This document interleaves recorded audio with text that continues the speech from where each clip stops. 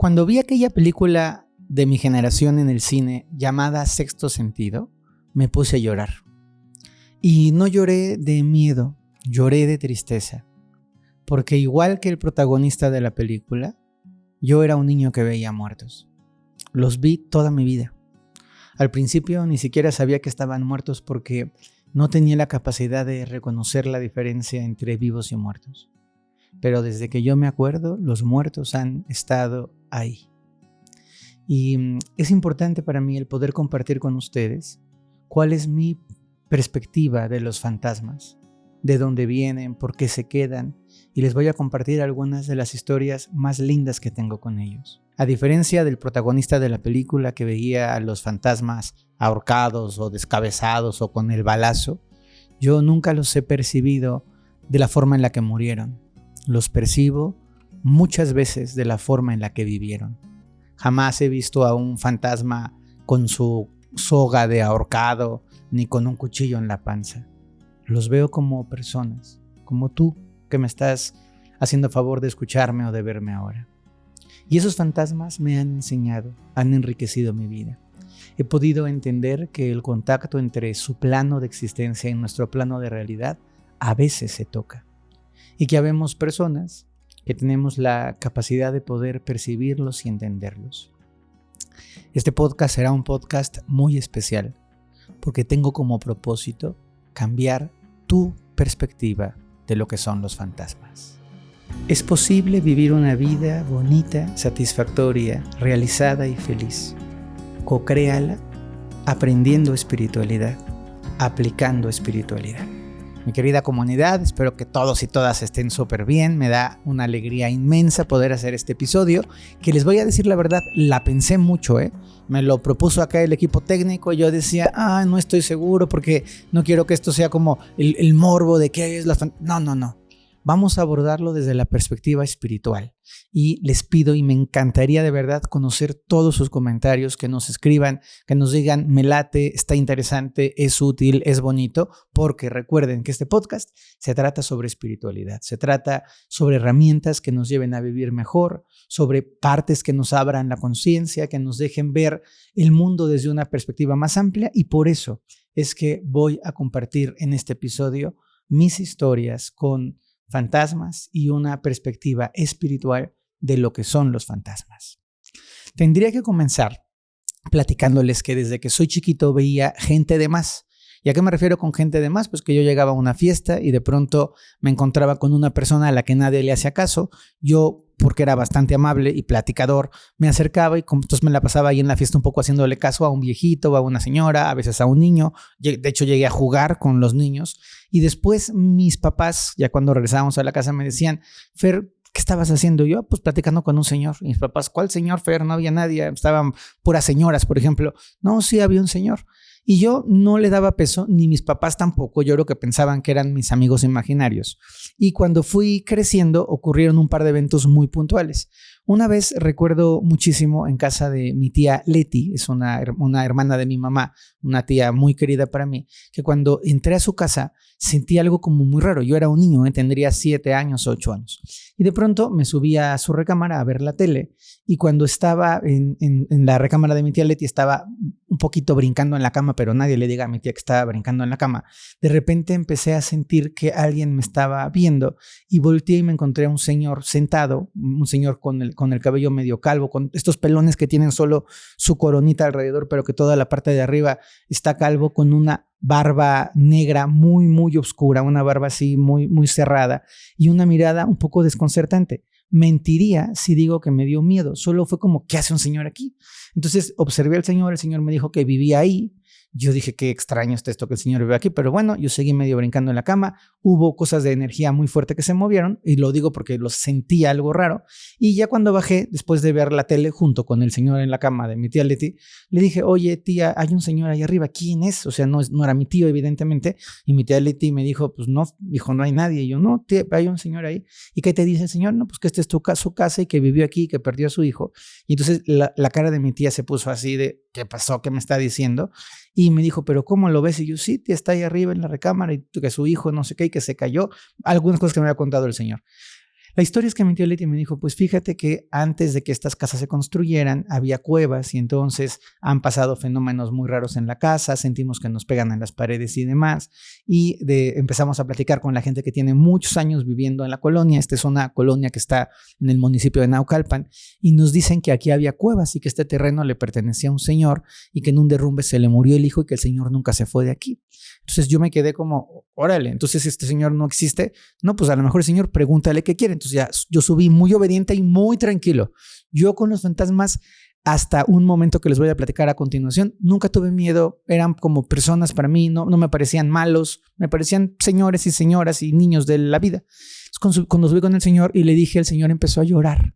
Y entonces me acuerdo que en la cama de mi tía se agachó, fue la primera vez que vi llorar a un fantasma y es muy doloroso porque hacen un sonido muy feo, pero no por malo, sino porque están llorando y es como cuando hacemos lo que estamos llorando, pues hacen eso, pero más feo y entonces es así como raro y me dijo, es que yo lo que quiero es que nos pongan 2 veladoras para que yo pueda estar junto a mi hijo.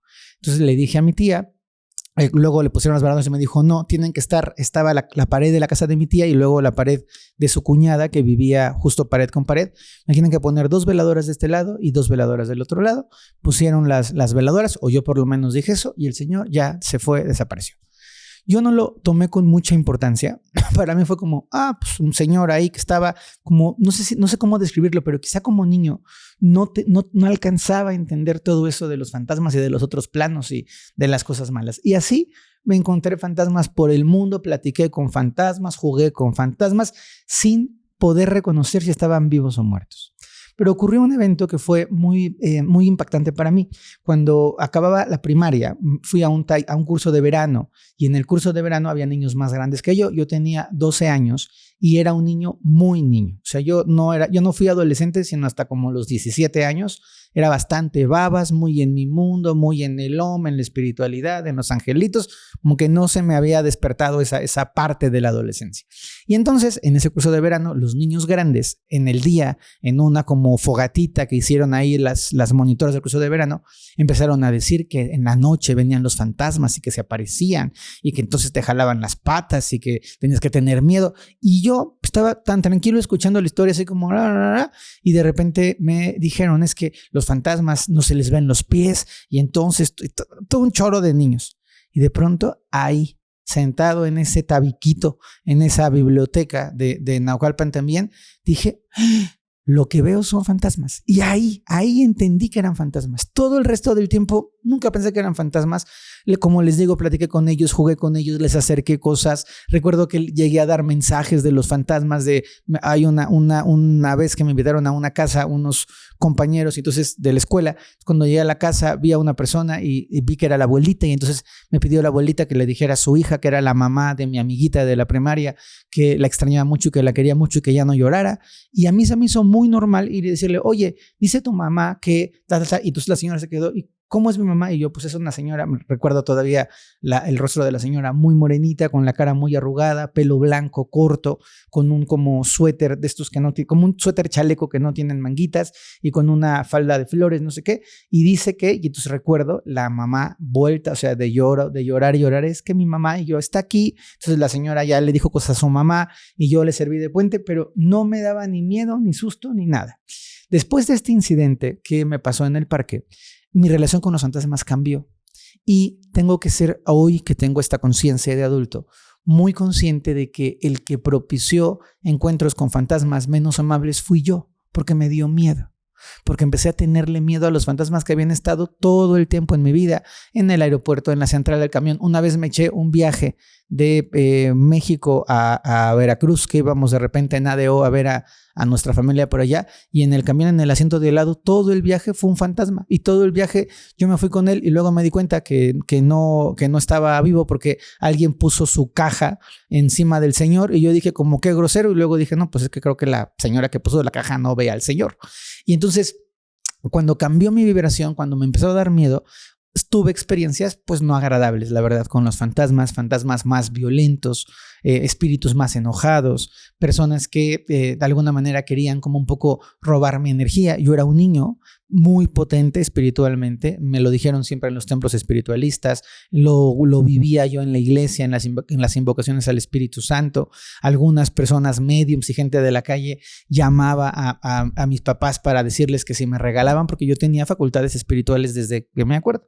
Y entonces en este viaje, en este proceso, fui encontrándome con muchas historias distintas de fantasmas que, por ejemplo, ya gritaban o se venían contra mí, como corriendo contra mí, y esos, pues la verdad sí me espantaban.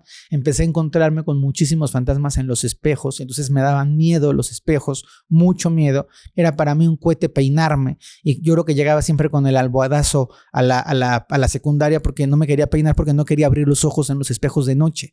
Me daban muchísimo miedo, me lavaba los dientes así al revés, pero luego al revés me refiero, o sea, con los ojos cerrados y con la cabeza abajo para no estarme viendo en el espejo. Pero luego me empezó a ocurrir que viendo la tele, por ejemplo, cuando las teles de antes tenían estática, se hacía así como unos puntitos negros y blancos y grises, en la estática veía fantasmas. De repente empecé a ver fantasmas en los reflejos de la pantalla de la tele, del vidrio del coche. Se llegaban a subir al coche conmigo mientras mis papás iban delante, pues yo iba detrás con mi hermanito Charlie, que ahora ya es un hermanote muy galán, pero bueno, era mi hermanito Charlie, y con mi hermanito se subían los fantasmas. Entonces empecé a tener otro tipo de interacción, de quererlos correr, de asustarme de ellos, de tenerles muchísimo miedo, de tener rabia, de no entender por qué estaban en la vida. Y al paso del tiempo, luego volví a la sintonía correcta, a la paz, a la calma, a la quietud, y hoy veo muchísimos fantasmas. La gente de pronto se ríe mucho pero hay fantasmas, y yo digo, hay muchos más fantasmas de los que la gente se imagina, pero no son fantasmas de película. Recuerdo en mi pubertad los juegos con mis primos de estar en un hotel, alguna vez en un hotel muy viejito en Chiapas, y entonces estaban, ¿ves fantasmas? ¿Ves fantasmas? Y yo, sí, hay un fantasma en el cuarto, y entonces ya se imaginarán todos los chavos, corriendo como locos, y yo decía, pues si el fantasma está aquí desde antes de que llegamos, o sea, ya está aquí, ya se encuentra aquí, no sé por qué de pronto nos da tanto miedo. Tuve encuentros con niños espirituales, que fue algo muy especial. Los niños espirituales son bebitos que se mueren y que su espíritu queda, y entonces se vuelven como una especie de angelito, para poderlo poner en contexto, pero no es el ángel del que les he hablado con sus alas y su alta vibración, sino como un guardiancito de su mamá, de su familia, de su casa. Entonces los llegué a ver. Recuerdo mucho alguna vez una casa a la que fui en la zona Esmeralda, y entonces vi a este niño espiritual, y entonces le dije a la señora de la casa, oye, ¿tú tuviste un aborto? Y me dijo, sí, se murió un niño. Entonces el propio niño espiritual me llevó a un closet y me indicó que abriera. Los fantasmas no hablan, o sea, no es como, hola amigo humano, te quiero pedir por favor que le digas a esta señora. No, mandan mensajes telepáticos, gesticulan, hacen como señas, como que apuntan con el dedo. No son conversaciones muy largas de, a ver, fantasma, cuéntame, ¿cómo se hace la tinga de pollo? Y entonces le pones, no, son cosas muy breves. Ellos están en una vibración, en un plano en donde están como atrapados en un bucle. Entonces no tienen una capacidad de procesamiento intelectual demasiado grande, están como un poco encerrados en un tema o en una energía. Y en esta casa recuerdo mucho que cuando la señora fue al closet, dijo, ¿qué hay aquí? Y yo, pues esa caja, está señalando una caja. La señora sacó, y fíjense qué interesante, sacó las como fotos que se hacían antes de los bebés en el vientre materno, porque este bebé sí fue concebido, sí nació, pero murió a los días de nacido, y entonces el bebé pedía que pusieran su foto junto a las fotos de sus hermanos. Y esta señora, que es de Costa Rica y luego se regresó a Costa Rica, puso la imagen de la foto junto a las fotos de sus hijos. Y así el fantasma ya se fue, o sea, era como lo que necesitaba, se fue tranquilo. He visto fantasmas que quieren dar un mensaje, y la mayoría de los mensajes de los fantasmas en las películas son: el tesoro del abuelo Nacho está enterrado debajo del ciprés junto al pozo. Pero en la vida real, los fantasmas lo que quieren decir es que nos quieren. Lo que quieren pedir es que no se peleen los hijos por las herencias. Lo que nos dicen es que se sienten muy agradecidos con la vida. A veces es algún pendiente. Recuerdo muchísimo un fantasma que me pareció muy simpático, en el sentido de que el señor, cuando habló con su esposa le decía que utilizara el dinero, que disfrutara mucho, que fuera feliz, pero que no vendiera el arte y que tuviera cuidado con las botellas de vino. Que eso, yo decía, qué mensaje más extraño. Claro, el señor era un hombre que conocía muchísimo de vinos y tenía botellas de vino muy buenas, y lo que le estaba diciendo a la señora es: no vayas a abrir una botella de vino nada más así porque sí. Entonces, eso que para mí no tiene sentido cuando hago este tipo de trabajos, o cuando lo hacía antes, es siempre la intención del fantasma ver por su familia, cuidar a su familia, amar a su familia. He tenido encuentros súper variopintos con fantasmas. Algunas veces me han salvado, eso lo tengo que reconocer y lo tengo que agradecer. Algunas veces un fantasma me ha avisado de un peligro y me han ayudado muchísimo en la vida. Recuerdo mucho una vez que iba yo manejando de noche como por la parte de atrás de Tlanepantla, una avenida que se llama Avenida Juárez, en una parte que es como medio zona industrial, y venía yo manejando un poco rápido y de pronto un fantasma como que se cruzó la calle, digamos. Entonces me hizo darme un enfrenón y yo pensé que se me iba a subir al coche, y el fantasma solo cuando lo atropellé al fantasma me hizo con las manos una señal de baja. O sea, como de baja la velocidad. Y entonces yo desaceleré, y entonces justo cuando desaceleré venía bajando un tráiler de carga, pues una zona industrial, sin frenos por un semáforo, y pasó así, ¡shum! Así me hubiera llevado de corbata. Entonces ellos no siempre son figuras como maléficas. Me he encontrado con fantasmas que son entrañables, con abuelitas lindas que entonces están en la casa diciendo: es que yo no me quiero ir porque esta ha sido mi casa y aquí yo voy a jugar a mis hijos y ya conozco a mis nietos. Es precioso porque son fantasmas súper inofensivos. Sin embargo, su lugar no está aquí, y siempre que es posible hay que ayudarlos a ir a la luz, porque el cometido de la evolución es seguir adelante. Y los fantasmas se quedan un poquito detenidos en su proceso evolutivo. Les voy a dejar aquí un link de otros podcasts que he hecho sobre los muertos, la fantasma, lo que pasa en la muerte, que son bien interesantes, para que entiendan cómo el proceso evolutivo tiene que ir avanzando siempre, tiene que ir creciendo. Entonces los fantasmas no deben estar aquí. De algunas de las historias que más me emocionan, y de algunas de las historias que más me han enseñado, les voy a compartir tres. Escogí tres muy particulares. Una de un fantasma necio, que para mí fue desquiciante lidiar con ese fantasma, porque era una señorita, pues bueno, no sé si era señora o señorita, lo voy a dejar ahí en los puntos suspensivos, pero una mujer soltera, de unos 35 años por ahí, que quería tener una pareja, y cuando los novios iban a su casa, siempre sentían que algo no los dejaba estar. Había habido algún novio que vio un hombre en su casa, nadie se podía quedar a dormir con ella porque sentían frío, o sea, cosas así fuertes, la verdad que bastante fuertes, y ella quería tener una pareja, ¿no? Entonces fui a su casa, no encontré nada en su casa, dije: qué raro, no se ve nadie aquí en la casa, y de pronto la señora abre estando en su casa, hay mucha energía en una cajita, le pregunto qué hay ahí, me dice que es un alajero, y cuando abre el alajero apareció un fantasma. Y yo dije: a ver, ¿qué es eso? Entonces ya sacó un anillo, muy bonito el anillo, no me acuerdo si era de rubí o de zafiro, pero así muy aparatoso el anillo. Y yo le dije: y el fantasma, en cuanto se abrió el alajero, el fantasma puso su mano sobre el anillo. Entonces le dije: oye, ese anillo, ¿quién te lo dio? Ya me dijo que lo agarró de una tienda de estas de empeño, y que baratísimo, y y el fantasma decía: es mío. Y entonces yo estaba viendo a la señora con su anillo y el fantasma con la mano en el anillo, y yo: oye, pues es que ese anillo tiene un fantasma, pues saca el fantasma, ¿no? Y yo: pues vete, fantasma. Hay algo que se llama proceso de pase de luz, que es algo que aprendí en los templos espiritualistas trinitarios, y es cuando tú permites que a través de tu cuerpo, por un momentito, entre el fantasma para que luego se vaya a la luz. Y eso es lo que les ayuda a ellos a poder seguir su camino evolutivo. Entonces yo: oye, fantasma, pues te quiero dar pase de luz, es mi anillo, yo quiero mi anillo, ese anillo es mío, ese anillo es mío. Y la señora, la humana mortal, yo: pues dale el anillo, o sea, entierra el anillo, entrega el anillo. Y la humana mortal: no, porque es mi anillo, yo me lo compré y me gusta. La historia corta es que yo ahí entendí que el apego de los muertos es impactante, porque ese señor no se había ido, no por su familia, no por su casa, sino por su bendito anillo que él le había dado a su esposa. O sea, ni era suyo de él, en realidad era de su esposa. Y la necia de la humana, apegada al anillo, prefirió quedarse con su fantasma y soltera que soltar el chinchanillo. Y eso a mí me enseñó mucho de la vida. Dije, o sea, ¿cómo podemos aferrarnos tanto a algo material que aún desprendiéndonos y evolucionando seguimos presos de esa energía material? O sea, ¿cómo es posible que eso siga pasando? La segunda historia que también me aprendí mucho y que significa mucho para mí fue en un lugar en Francia, en Lourdes, en el pueblo de Lourdes, donde se aparece la Virgen, hay un castillo. Y un día estando yo en el castillo de Lourdes, de turista, conociéndolo así, medio paseando el castillo, veía que algo corría.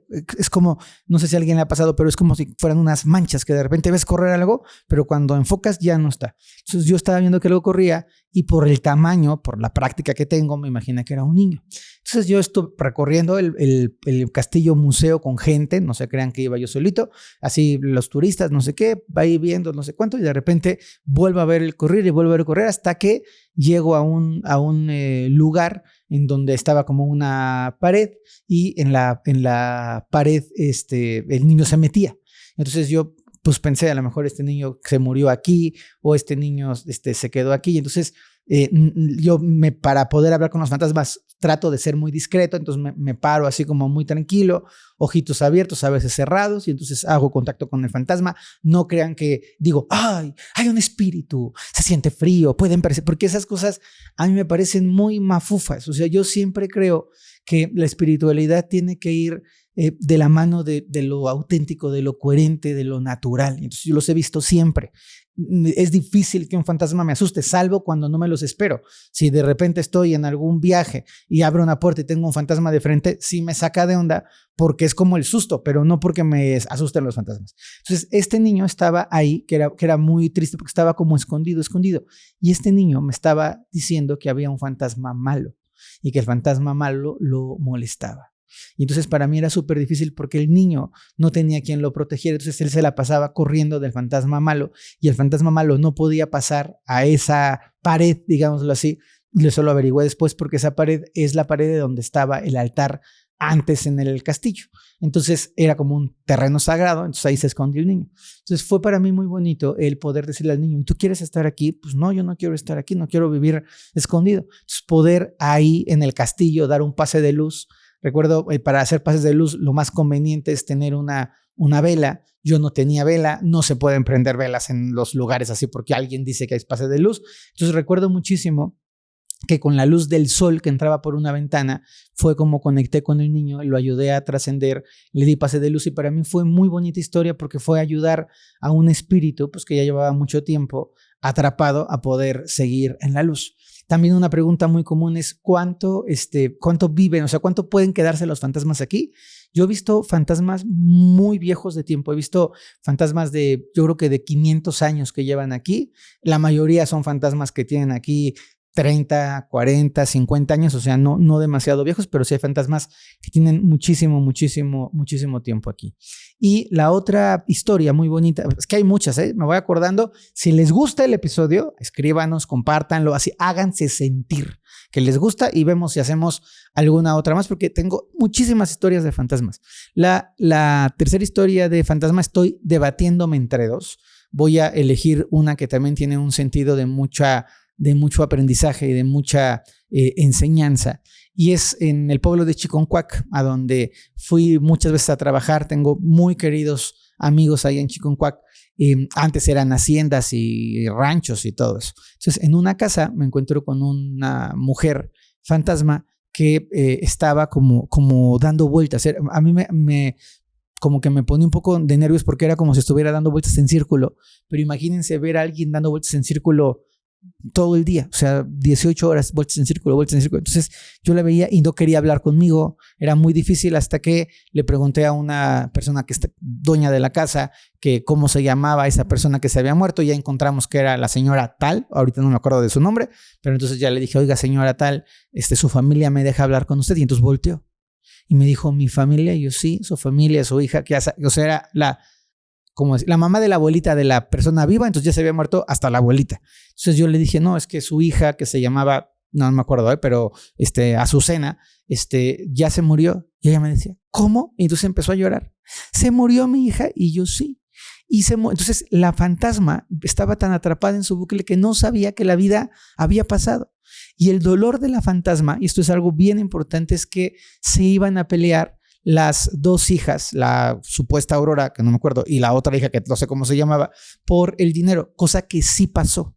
Entonces la señora se quedó atrapada pidiéndoles que no se pelearan. Y cuando yo le expliqué a la señora que ya se había muerto su hija, que ya se había muerto su otra hija, que ya la casa en la que que ella conocía ya ni existía, o sea, toda la explicación, la mujer lloraba tanto. Y me decía, pero entonces, ¿cómo sigo aquí? O sea, ¿cuánto tiempo ha pasado? Yo, pues, ha pasado, no me acuerdo, 80 años o 90 años. Y entonces decía, y mi hija, su dolor eran sus hijas, que ella las dejó cuando tenían como 11, 12 años, chiquitas, y las hijas ya se habían hecho grandes y ya se habían muerto. Entonces yo decía, es que yo estoy aquí esperando verlas. Y yo le decía, es que aquí ya no las vas a volver a ver, ya se murieron. Entonces, darle paso de luz a esa mujer también me hizo entender mucho de cómo cuando nosotros nos morimos no podemos quedarnos atrapados por un pendiente, porque a veces ese pendiente pasa, avanza y nuestro bucle energético se queda. Para terminar este capítulo distinto, diferente, les quiero decir que tenemos que entender que los fantasmas no son eso que nos ha platicado Hollywood, que los fantasmas no son solo esa historia tenebrosa, que los fantasmas son personas como tú y como yo que no se pudieron ir, personas como tú y como yo que fueron buenas personas y que pues simplemente algo les ocurrió que no les permitió desprenderse. Y lo más importante, y esto también lo explico en los podcasts sobre la muerte, cuando sea tu momento, vete. Realmente todos vamos a ver una luz y realmente tenemos que ir hacia la luz. Es importante que en nuestro proceso interior sepamos que vamos a encontrarnos con la gente que amamos, que tenemos que desprendernos de los anillos y las joyas, que tenemos que seguir adelante porque el camino de la verdadera luz se encuentra más allá de nuestro cuerpo físico. Dedicado a todos los fantasmas, a todos sus familiares que vendrán en estos tiempos, que es diferente, porque cuando vienen los fantasmas en estos días de muertos, hay un portal que se abre y eso es distinto a cuando nosotros no se pueden ir. Ellos, los que vienen al Día de Muertos, ya se fueron, ya están en su plano maravilloso y vuelven a compartir con nosotros. Hoy les voy a dejar aquí muchos podcasts porque hay muchas historias que contamos sobre los fantasmas y sobre los muertos y sobre el significado del Día de Muertos que les puede servir muchísimo. Les mando un abrazo y algo bien importante. La lección del mes, la lectura de cartas del mes, la vamos a hacer la próxima semana para que estén súper pendientes de cómo y qué nos va a traer el mes de noviembre. Luz y bien, mi querida comunidad.